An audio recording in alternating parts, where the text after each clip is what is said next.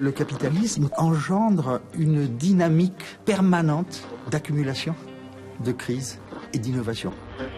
I believe that open markets and free enterprise are the best imaginable force for improving human wealth and happiness.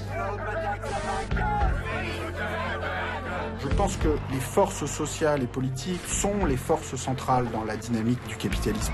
Did you ever have a moment of doubt about capitalism? Is there some society you know that doesn't run on greed? Comment Adam Smith verrait-il le monde économique qui nous entoure? Je crois que Keynes aurait dit qu'il y a une faille dans l'économie.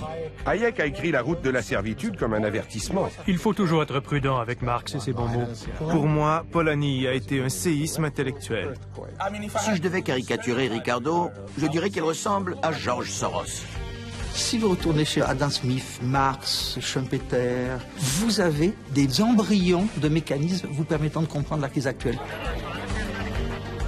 D'où vient le capitalisme? D'une évolution naturelle de nos sociétés? Ou de théories élaborées au fil des changements politiques et technologiques?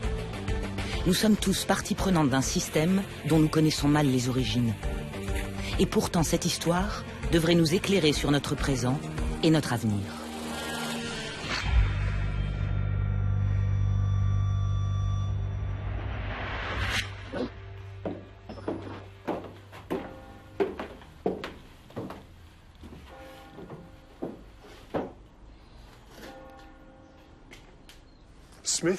Smith a emménagé dans cette maison en 1778, 2 ans après la publication de La richesse des nations. C'est probablement ici que se trouvait la cheminée, là où Smith a mis un terme dramatique à sa carrière intellectuelle.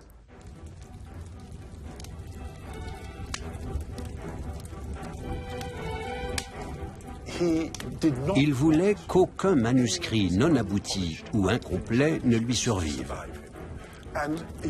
Selon ses dernières volontés, ses 2 exécuteurs testamentaires devaient brûler ses papiers à sa mort. Mais cela ne lui a pas suffi. Quelques jours avant de mourir, il les convoqua et leur dit « Je veux que vous le fassiez maintenant ». Ils s'assirent devant la cheminée et brûlèrent systématiquement tous les manuscrits qui n'avaient pas été publiés.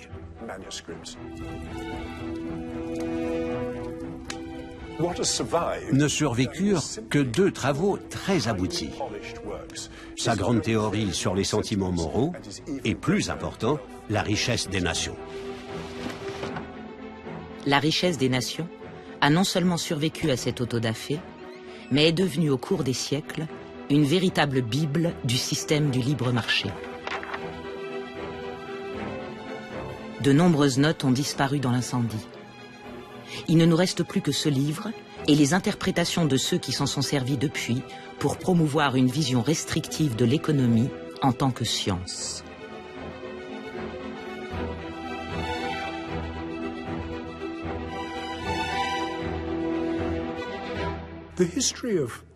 L'histoire de la richesse des nations en tant que livre est très intéressante.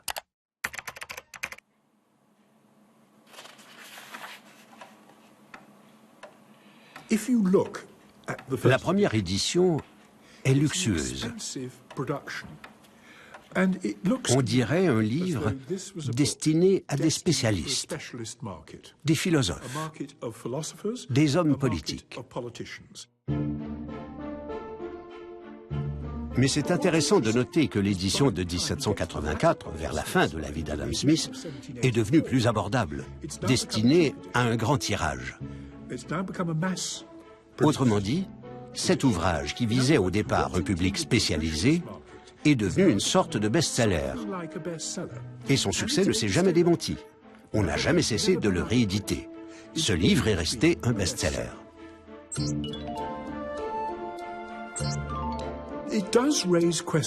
Mais comment un livre de spécialistes érudits devient-il un best-seller? Je pense que c'est en partie dû au fait qu'Adam Smith a été à l'économie ce que fut Newton aux sciences naturelles.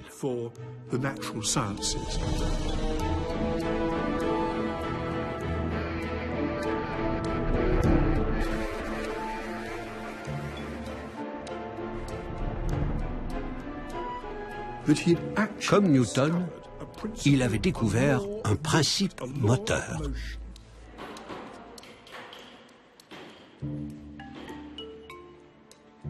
Je crois que Adam Smith a créé le cadre conceptuel de la théorie moderne contemporaine, des individus en interaction sur des marchés. Mais il n'a pas fait de modèle, il n'a pas quantifié. Pour lui, c'était une vision de l'économie marchande.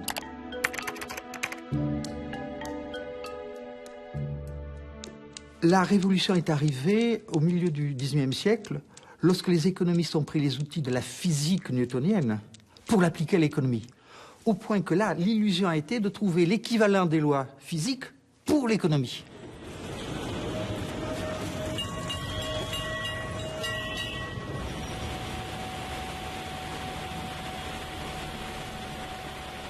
Il est difficile d'imaginer ce qui relie ce fondeur primitif de Calcutta et la richesse des nations. Mais le travail suit ici le premier principe du livre d'Adam Smith. Un principe qui, après sa mort, fut élevé au rang de loi scientifique.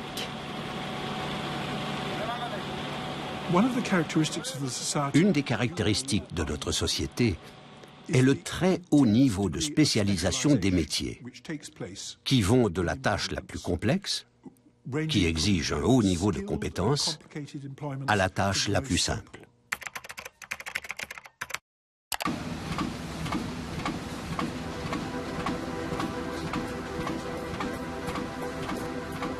Prenons un ouvrier dans une fabrique d'épingles. Peut-être qu'au mieux, il fera une épingle par jour.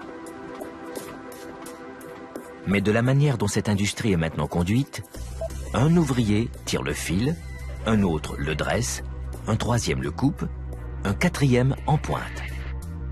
J'ai vu une petite usine de ce type où 10 hommes fabriquaient à eux seuls 12 livres d'épingles par jour. Adam Smith, la richesse des nations. Alors, il en arrive à la conclusion que le progrès économique, est indissociable de la division du travail. Ça n'a rien d'étonnant. La division du travail a été comme l'équivalent d'une loi newtonienne. Après tout, c'est ce qu'on pratique pour presque tous les produits que nous utilisons.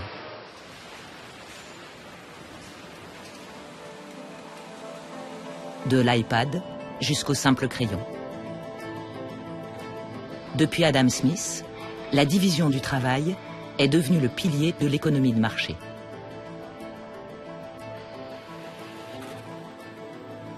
To enable millions of people to cooperate peacefully together, we need to understand how it is that a free market works.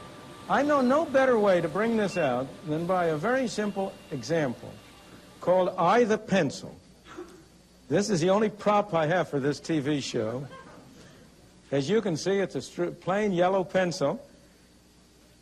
There's nobody in the world who knows how to make a pencil. Now that seems like a silly thing to say, isn't it? This is just the most obvious thing. It's only a piece of wood with something black in the middle and the little red tip at the end. What do you mean nobody knows how to make a pencil? Well, suppose you were to start to set out to make a pencil.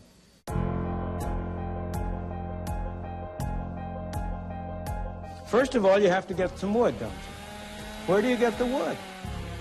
You have to go to the Pacific Northwest, probably, and cut down some trees. How do you cut down some trees? You have to have some saws to cut it with. Where do you get the saws? You have to have some steel. Where do you get the steel? You have to have a steel mill. In order to have the steel mill, you have to get the iron ore, and you can add all the rest. But that's only the beginning. This black stuff in the middle that we call lead isn't lead. It's graphite, I think. I'm not absolutely sure. And I am told it comes from some mines in South America. Now, this little red tip at the top, that's rubber. Where's it come from? Well, the major source of natural rubber is Malaya. But the miracle of this pencil isn't that nobody knows how to make it. The miracle of the pencil is, how did it get made? What is it that has enabled this little elementary transaction to take place? Now, how is that brought about? Is there some commissar sitting in some central office who is sending out orders to these people in Malaya, to these people in South America, to the people in Washington? How is it that they are led to cooperate with one another? These thousands of people who have been led to engage in this simple transaction, not one of them has been forced to do it. Nobody has had a gun to his head. They've all done it. Why? Because each one of them thinks he's better off in this transaction.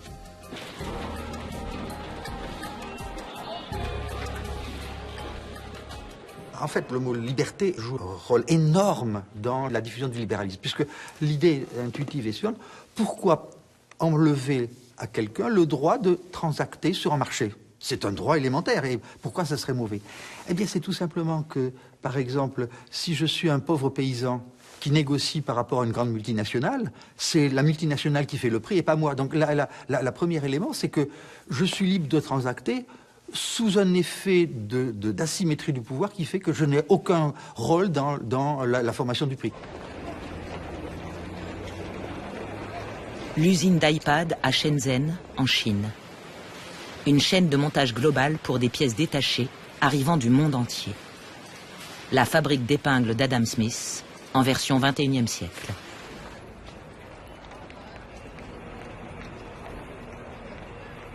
Environ 250 000 ouvriers y fabriquent près de 10 000 tablettes par jour.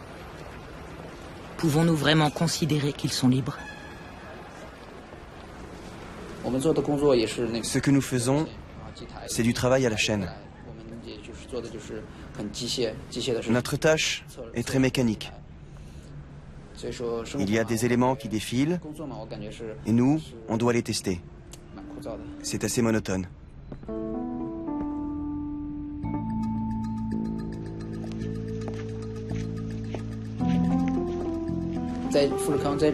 Foxconn pratique la séparation à un haut degré. Il se peut qu'on soit plusieurs à être originaires de la même région, à travailler dans le même lieu, mais il est hors de question qu'on habite ensemble. En ville, les gens sont vraiment séparés les uns des autres. Comme on dit souvent, l'enfant qui a quitté sa famille est comme un fétu de paille. C'est donc l'enjeu moral qui se trouve au cœur de la richesse des nations. La logique économique de la division du travail contre le coût humain nécessaire à sa mise en œuvre. Adam Smith était-il conscient de ce dilemme? Adam Smith is very rarely read. He's worshipped, but not read. I mean, everyone who went to college learned the first paragraph of Wealth of Nations. Les améliorations les plus importantes de la productivité du travail, ainsi que l'accroissement de la dextérité, des compétences et des connaissances, semblent bien avoir été les effets de la division du travail. Adam Smith, La richesse des nations. Not very many people got to page, whatever it is, page 400, in which he points out that division of labor is monstrous. Dans les progrès apportés par la division du travail, la plupart des travailleurs se bornent à un très petit nombre d'opérations simples, dont les effets sont peut-être toujours les mêmes, ou presque les mêmes. L'ouvrier n'a alors aucune chance de développer son intelligence. Adam Smith, La richesse des nations.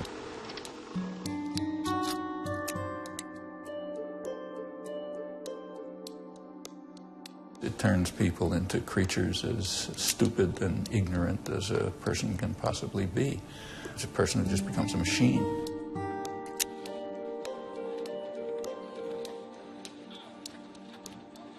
That's a terrible attack on fundamental human rights. And therefore, he says, in any civilized society, the government is going to have to intervene to prevent division of labor. How many people get that far?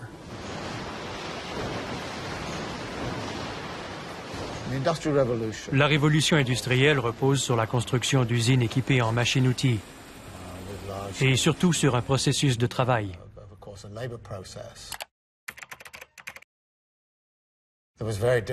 Un travail très différent de celui des artisans qui fabriquaient des meubles, par exemple. La technologie de fabrication dominante était tout à fait différente à l'époque. La machine contrôle le travailleur, et pas l'inverse. C'est le contraire de la production artisanale. L'ouvrier à l'usine a des relations sociales très différentes de celles de l'artisan qui fabrique des meubles. Que ce soit avec les autres travailleurs, les outils ou la nature.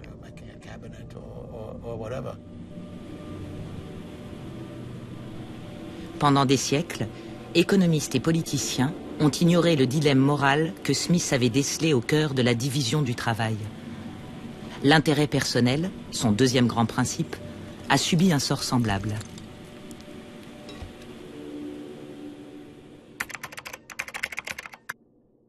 Please welcome the Nobel laureate in economics, Milton Friedman, right?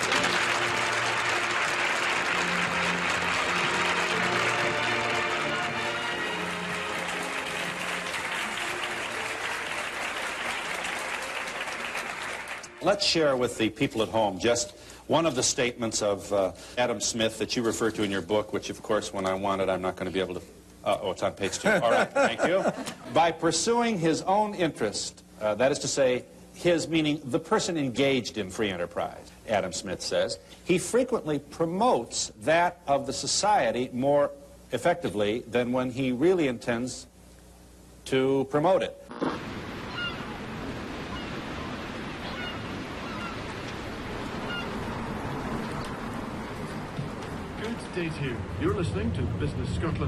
Adam Smith considérait l'intérêt personnel comme la force motrice de l'économie. Mais qu'entendait-il vraiment par là? Replongeons-nous dans l'époque où il vivait.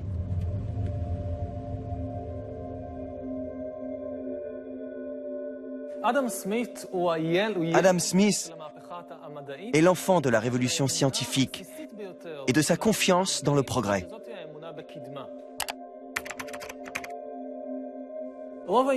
Prévalait alors l'idée que l'histoire était figée, voire décadente. Économiquement parlant, cette conception de l'histoire figée et décadente était l'opinion dominante. En d'autres termes, il était impossible d'accroître la richesse mondiale. Comme un gâteau que l'on peut découper de toutes les façons possibles, mais qui n'est pas extensible pour autant. Le gain de l'un constitue obligatoirement une perte pour l'autre. L'économie est un jeu à somme nulle.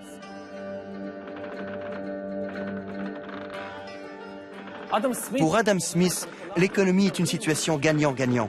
Chacun peut réaliser un profit. D'un point de vue économique, le progrès signifie qu'il est possible d'augmenter la productivité et accroître les richesses du monde. Donc, l'économie n'est pas un jeu à somme nulle.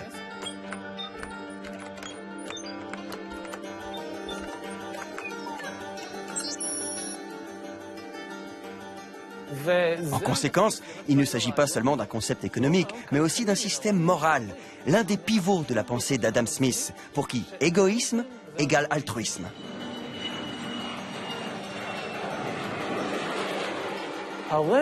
Mon profit personnel est également bon pour autrui. En fait, il accroît le gâteau que représente la richesse mondiale et permet à d'autres d'en profiter. Du coup, un nanti achètera les biens de quelqu'un d'autre, de sorte que ce dernier s'enrichira à son tour, ou créera une autre entreprise, une autre industrie, qui fera vivre également quelqu'un d'autre.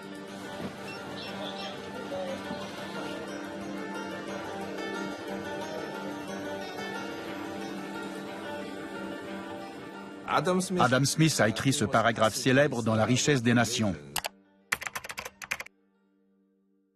Je suis en train de le paraphraser, mais c'est parce que les boulangers et les bouchers veulent faire du profit que nous avons à manger.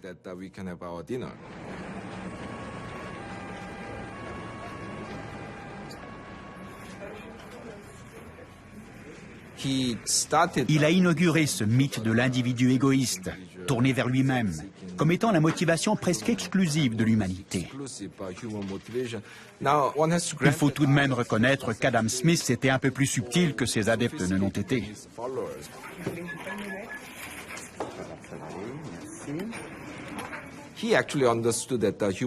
Il avait compris que les êtres humains sont plus complexes que ça, mais son sentiment était qu'on pouvait en faire abstraction.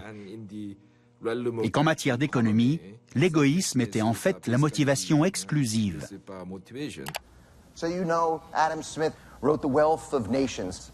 Self-interest and greed is good, and the invisible hand and free enterprise and free markets, etc. All that kind of, he's the father of capitalism. But it turns out, there's another Adam Smith. How many people here have read The Theory of Moral Sentiments? And according to Adam Smith, it was his important book. It was his magnum opus. In some ways, that was his magnum opus, and The Wealth of Nations paid the bills. He never imagined capitalism that he wrote about in The Wealth of Nations could actually succeed without the moral underpinnings, the moral, what he called sentiments. We would call them virtues. Without the virtues of a society and virtues of individuals that would actually create the base of a healthy capitalism. Well, all you could do is look here and see that The Wealth of Nations and A Theory of Moral Sentiments, Adam Smith 1, Adam Smith 2, have been disconnected.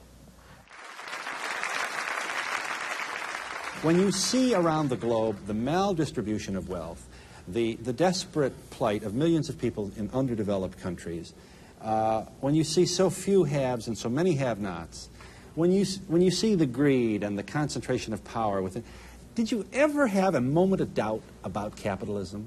Tell me, is there some society you know that doesn't run on greed? You think Russia doesn't run on greed?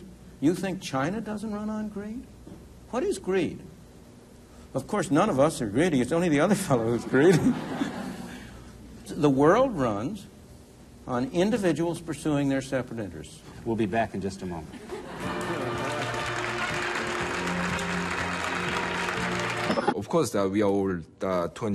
Oui, nous sommes tous égoïstes, certains plus, certains moins. Mais nous avons aussi tous d'autres motivations. Nous avons la solidarité, la fidélité et la sympathie. Toutes ces motivations sont réelles. Nous devons construire un système qui prenne en compte la complexité de ces motivations humaines. Parce que si vous commencez à penser que tout le monde est égoïste, que tout le monde n'a d'autre but que de poursuivre son intérêt personnel, alors tout le monde devrait surveiller tout le monde, tout le temps, et le système va forcément s'enrayer. The great achievements of civilization have not come from government bureaus. Einstein didn't construct his theory under order from a bureaucrat. Henry Ford didn't revolutionize the automobile industry that way.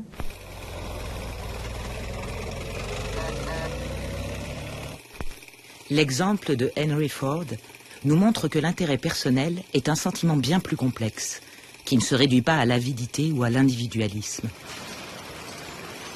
En 1914, il a révolutionné l'industrie automobile en doublant volontairement les salaires de ses ouvriers et en réduisant leurs heures de travail de 9 à 8 par jour. En augmentant leurs salaires, prétendait-il, il transformerait les ouvriers en consommateurs. Cela stimulerait l'économie et ses ventes de voitures. Il rêvait qu'un jour, chaque ouvrier possède son automobile Ford. Bien que les motivations égoïstes soient importantes, et les bons managers le savent, ils préféreront persuader, rassembler, créer un esprit de corps.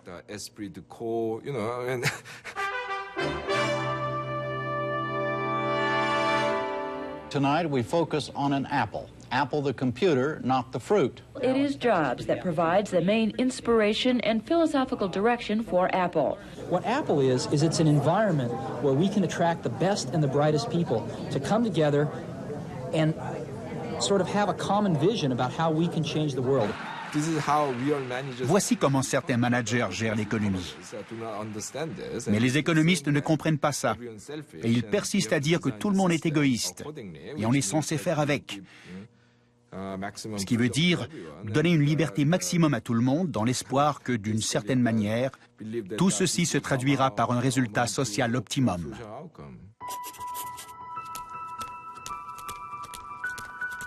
Adam Smith avait une vision nuancée de l'intérêt personnel. Cette idée complexe a été galvaudée pour donner 200 ans plus tard un système économique simplement mu par l'avidité. pourquoi.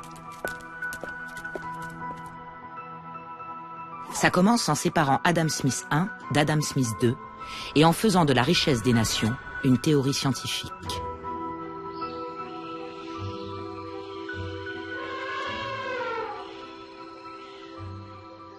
La doctrine de l'intérêt personnel était l'équivalent pour l'économie de la loi de la gravitation. Elle assurait un équilibre.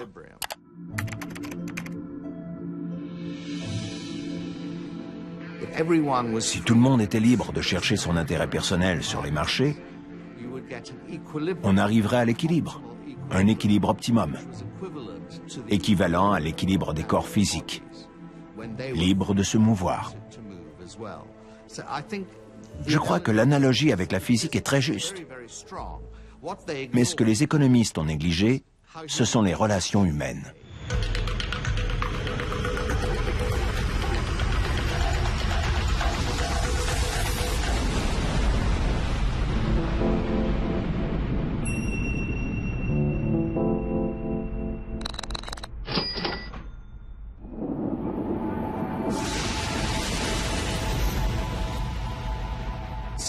La sociologie et la psychologie nous disent que de nombreux comportements semblent ce que des économistes qualifieraient d'irrationnels. Je ne pense pas que ce soit la bonne façon de les définir. C'est tout simplement humain. University of Michigan Television presents an interview with Ayn Rand, noted American novelist, author of The Fountainhead and Atlas Shrugged, and philosopher spokesman for America's New Intellectuals. L'intérêt personnel a été respecté comme une loi physique tout au long du XIXe siècle. Au cours de la première partie du XXe siècle aux États-Unis, c'est même devenu une philosophie morale. I'm challenging the moral code of altruism, the precept that man's moral duty is to live for others, that in fact makes man a sacrificial animal. I say that man is entitled to his own happiness and that he must achieve it himself. Now, what can be more important than happiness? But happiness does not mean simply momentary pleasures or any kind of mindless self-indulgence. Happiness means a profound, guiltless, rational feeling of self-esteem and of pride in one's own achievement. Join me in welcoming Paul Ryan. Au XXIe siècle, on retrouve la philosophie d'Ayn Rand sur l'intérêt personnel au cœur d'une campagne électorale. I grew up reading Ayn Rand, and it taught me quite a bit about who I am and what my value systems are and what my beliefs are. The issue that is under assault, the attack on democratic capitalism, on individualism and freedom in America, is an attack on the moral foundation of America. And Ayn Rand, more than anyone else, did a fantastic job of explaining the morality of capitalism, the morality of individualism. Our rights come from nature and God, not from governments. Ce type d'approche a été très nocif, surtout au cours des 20-30 dernières années. On en est presque venu à glorifier l'égoïsme. On en est venu à croire que toute autre motivation, toute autre émotion, toutes les autres valeurs morales seraient secondaires. Elles seraient juste bonnes pour les gens stupides, pour les êtres inférieurs.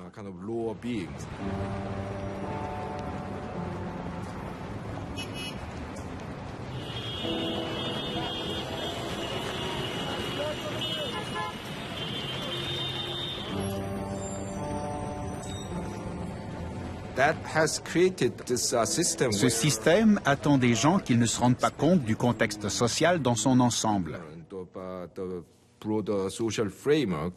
Qu'on les encourage à ne s'occuper que de leur propre intérêt. Et nous en subissons maintenant les conséquences. 2 mots ont suffi à transformer le concept d'intérêt personnel selon Adam Smith. Ces 2 mots sont devenus une formule magique, un moteur pour le système économique mondial et le symbole de la richesse des nations.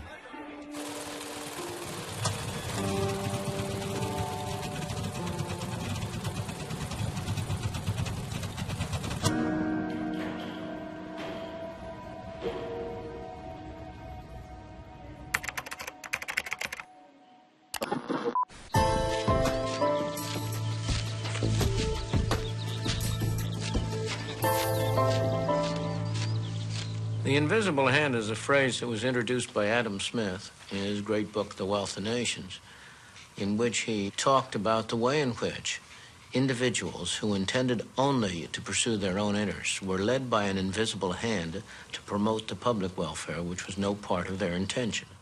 60-second adventures in economics. Number 1, the invisible hand. An economy is a tricky thing to control, and governments are always trying to figure out how to do it. Back in 1776, economist Adam Smith shocked everyone by saying that what governments should actually do is just leave people alone to buy and sell freely among themselves. He suggested that if they just leave self-interested traders to compete with one another, markets are guided to positive outcomes as if by an invisible hand. La main invisible est un basique des cours d'économie depuis l'école primaire jusqu'à l'université. Le paradoxe est que ce seul mot a été dupliqué comme le fondement de l'économie de marché. C'est un succès incroyable. Vous avez des dizaines de milliers de mots dans l'ouvrage de Adam Smith, et c'est la main invisible, cité une seule fois. Cependant, Adam Smith ne l'avait pas écrit dans ce contexte. Adam Smith was concerned that if there was free movement of capital and free import of goods, he said England will suffer because British capitalists will invest abroad and they'll import from abroad, and that'll harm the English economy. And Adam Smith then gave an argument. It was not a very good argument, but his argument was that English investors will prefer to invest in England because of what some called a home bias. They'll have a preference for investing close by, and therefore, as if by an invisible hand, England will be saved from the menace of free capital movement and free imports. That's invisible hand. What's that got to do with the Cato Institute or the modern enthusiasm about free capital flow and having U.S. corporations invest in China so they can send stuff back here to sell cheap, exploiting Chinese workers? That's not Adam Smith.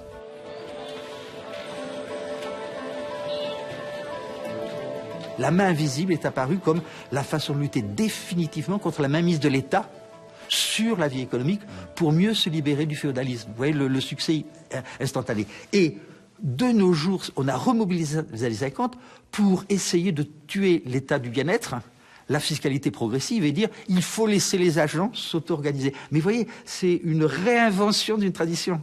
Cette tradition n'a pas joué un rôle actif tout au long du XIXe siècle. C'est une réinvention moderne à des fins d'action sur la politique économique contemporaine. Committee will please come to order. Today is our fourth hearing into the ongoing financial crisis. En 2009, à la suite du krach financier, Alan Greenspan, l'ancien dirigeant de la Banque centrale américaine, la Réserve fédérale, fut rappelé à Washington pour être entendu en tant que principal promoteur de la dérégulation. Une dérégulation mise en œuvre au nom de la main invisible. Dr. Greenspan, I want to start with you. You have been a staunch advocate for letting markets regulate themselves. And my question for you is simple. Were you wrong? I found a flaw. You found a flaw in the model that defines how the world works, so to speak. In other words, you found that your view of the world, your ideology was not right. It was not working. Precisely. No, that's precisely the reason I was shocked, because I've been going for 40 years or more with very considerable evidence that it was working exceptionally well. À quel modèle faisait-il référence? Le parcours d'Alan Greenspan a démarré sous la férule d'Enron.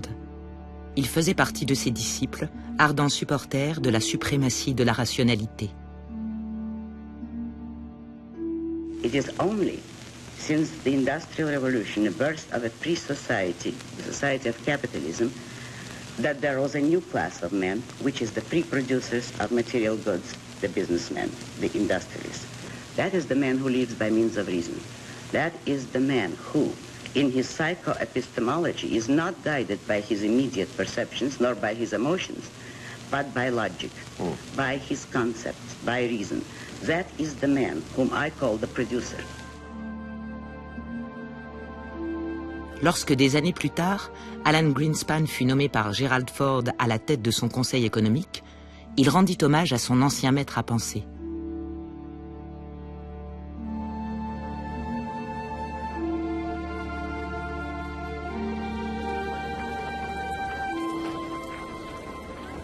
Trois ans avant le krach financier, Alan Greenspan s'est rendu au village natal d'Adam Smith, Kirkcaldy, pour rendre hommage au grand penseur.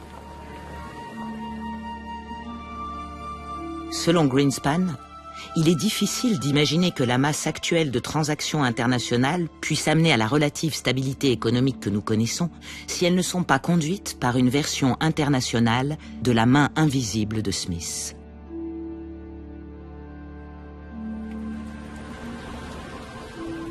In recent decades, a vast risk management and pricing system has evolved, combining the best insights of mathematicians and finance experts. The whole intellectual edifice, however, collapsed in the summer of last year.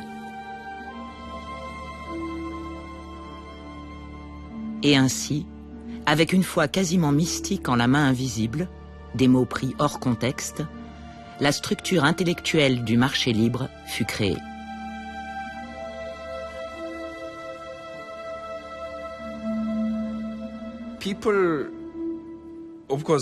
Bien sûr, les opinions divergent sur la question de la liberté des marchés. Certains pensent qu'il faut les laisser fonctionner librement.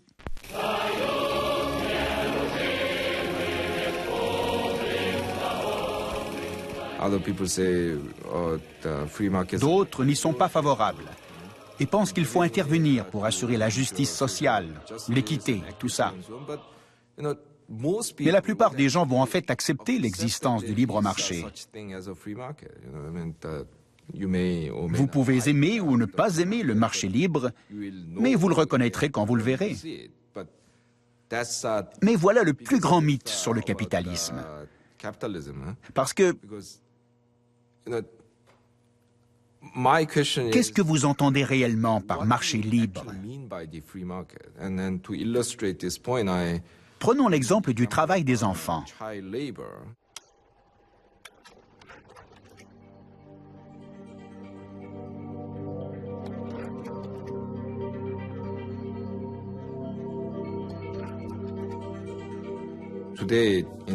Aujourd'hui, dans tous les pays riches, le travail des enfants est très réglementé.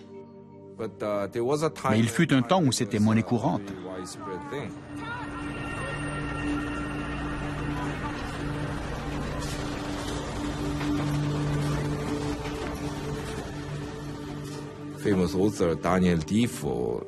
En 1720, Daniel Defoe, l'auteur de Robinson Crusoe, a fait l'éloge de certaines régions d'Angleterre où les industries textiles, en offrant des emplois à des enfants à partir de 4 ou 5 ans, leur permettaient de gagner leur vie.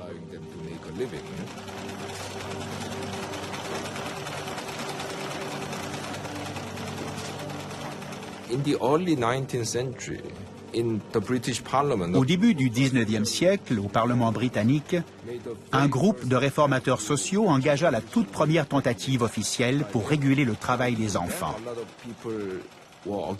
À l'époque, de nombreuses voix s'élevaient contre cette disposition, car on pensait que celle-ci tentait de saper les fondations du marché libre, en particulier la liberté de commerce. Alors il prétendait que ces enfants voulaient travailler et que ces gens voulaient les employer. Où était le problème?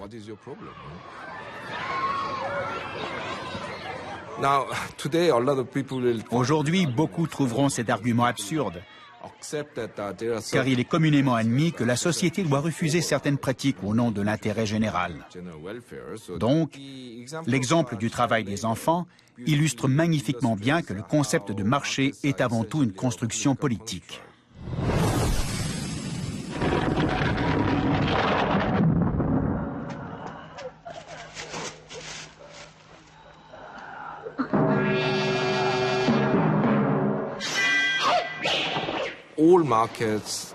Tous les marchés sont régis par un important cadre réglementaire. Je les compare aux filins auxquels on suspend les maîtres du kung-fu dans les films de Hong Kong.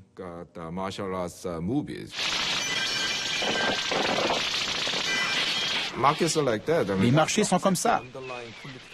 Si vous acceptez les valeurs politiques intrinsèques de certaines réglementations, celles-ci deviendront invisibles comme des filins au cinéma.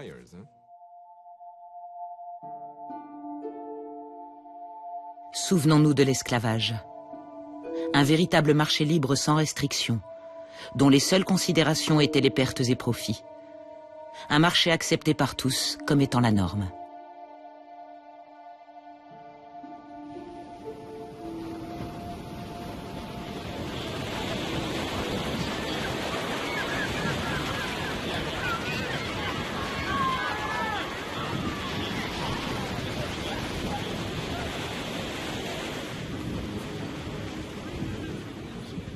L'un des premiers à identifier les fondements intellectuels de l'esclavage et le danger à séparer la logique économique de la réalité sociale et humaine fut un contemporain d'Adam Smith, ancien esclave et philosophe. C'est ici, à Shama, au Ghana, qu'il est enterré, à l'ombre d'une ancienne geôle d'esclaves. Nous voici réunis devant sa tombe pour rendre gloire à Dieu qui nous a donné ce magnifique philosophe. Anton Wilhelm Amo fut le premier à pointer l'aberration d'une science échafaudée sans tenir compte des réalités humaines du capitalisme.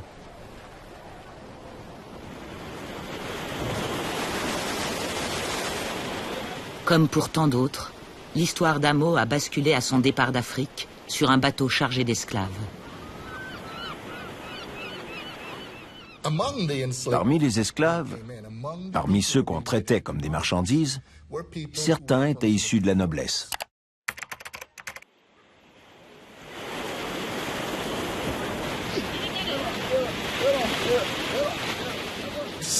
Certains faisaient preuve de qualité précoce à leur arrivée en Europe. Amo, le jeune esclave noir, fut affranchi et élevé au sein de l'aristocratie. Il poursuivit ses études jusqu'à l'obtention de 2 doctorats, en droit et en philosophie, et plus tard, il enseigna au sein du système universitaire allemand.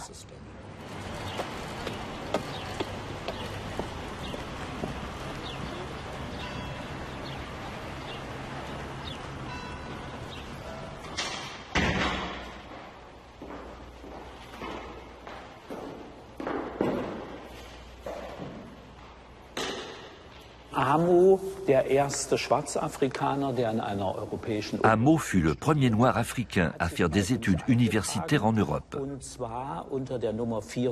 Il a été inscrit ici sous le numéro 488, le 9 juillet 1727.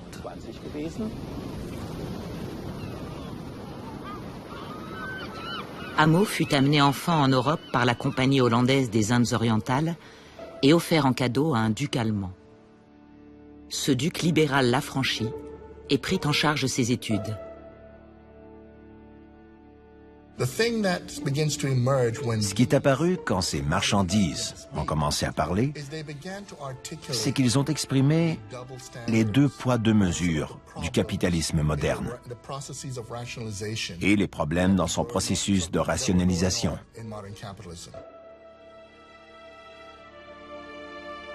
Je crois volontiers que les nègres sont naturellement inférieurs aux blancs. Une différence si constamment observée ne peut se fonder que sur une distinction originelle opérée par la nature entre les races humaines. David Hume, le penseur le plus proche d'Adam Smith. Avec Amo, vous avez d'abord la question de la rationalisation anthropologique. Amo a écrit sur l'égalité des morts en Europe. Et le simple fait d'écrire là-dessus, l'acte même d'énoncer son point de vue, a cassé l'idée que quelque chose en lui, de par sa race, faisait de lui un outil.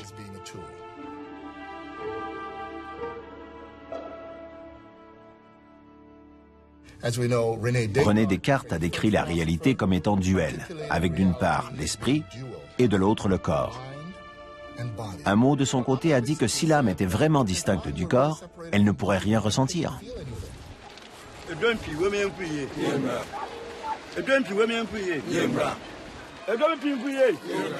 Amo a donc commencé à réfléchir sur ce qui faisait qu'ironiquement, la rationalité et la raison étaient utilisées contre la réalité et la raison. Si l'on se penche sur les arguments d'Adam Smith, on constate qu'il décrivait une sorte de système idéal, mais paradoxalement, un monde sans êtres humains.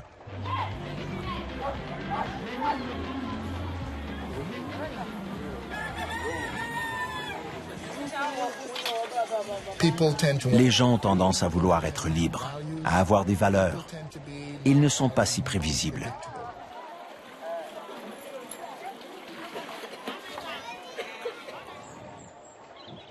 Au XVIIIe siècle, la pensée critique d'un philosophe africain ne pouvait être entendue.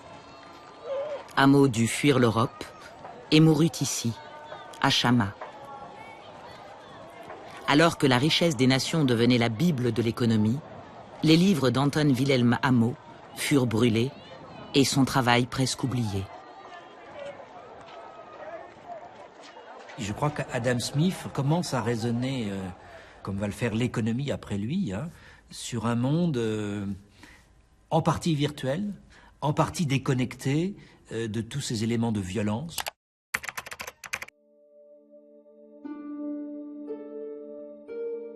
C'est vrai qu'au cœur de ces thèses, il n'y a pas du tout, évidemment, cette prise en compte de la violence occidentale qui a existé pourtant dans les 3 siècles qui le précèdent.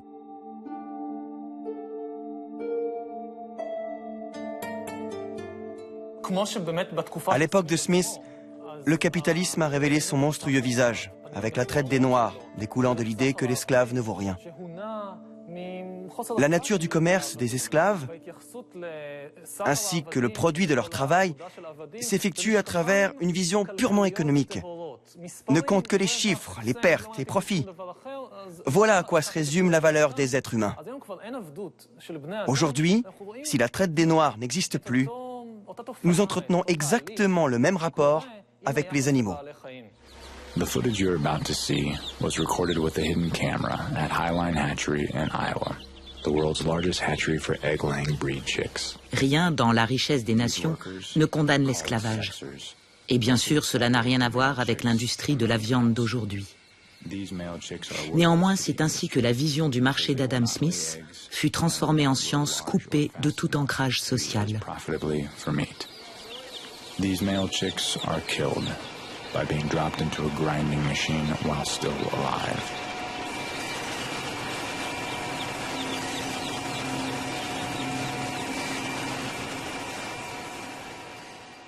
Il n'est question des animaux, de la viande, des œufs et du lait qu'à travers le prisme économique. Les chiffres font loi. Cela se résume à des pertes et profits, actions et intérêts, l'offre et la demande. On oublie qu'on a affaire à des êtres vivants. Here, a worker uses a hot cautery device to painfully burn off the cat's horns, a common dairy industry practice known as disbudding.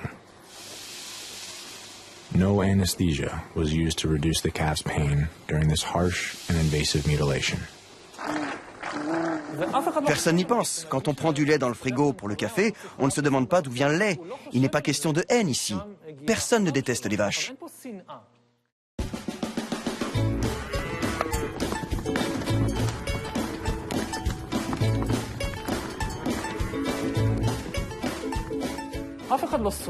Les briques de lait sont généralement ornées de vaches rieuses et heureuses. Qui voudrait faire du mal à une vache? On n'y réfléchit tout simplement pas. C'est la façon dont fonctionne l'économie capitaliste qui est en cause. Le monde inventé par Adam Smith. Un monde où ne comptent que les pertes et profits, l'offre et la demande. Le règne des chiffres, d'où l'on a évacué toute considération morale ou religieuse.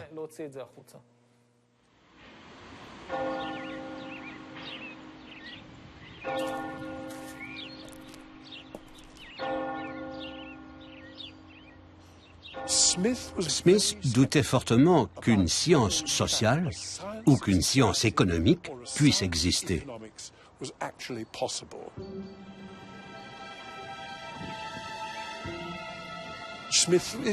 Il est resté très prudent sur la façon de mettre en place le marché libre.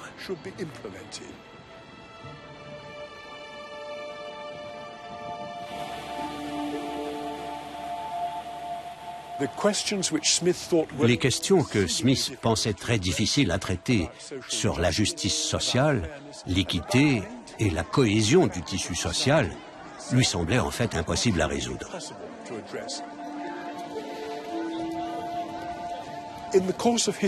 Tout au long de l'histoire, nous avons perdu toute cette réflexion sur la dimension politique, sur la dimension éthique du progrès vers une économie de marché.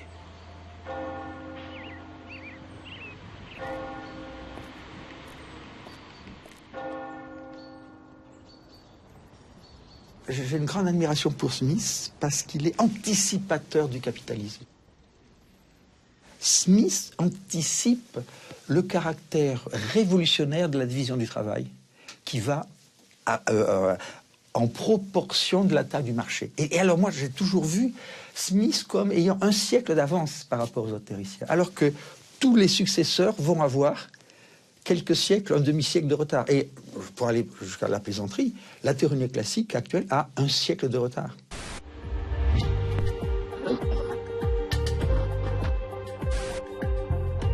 Alors comment et pourquoi, dans le processus de conversion de la richesse des nations en réalité économique, les préoccupations éthiques et politiques d'Adam Smith ont-elles disparu? L'avidité a gagné et les sociétés se sont pliées à la logique du marché.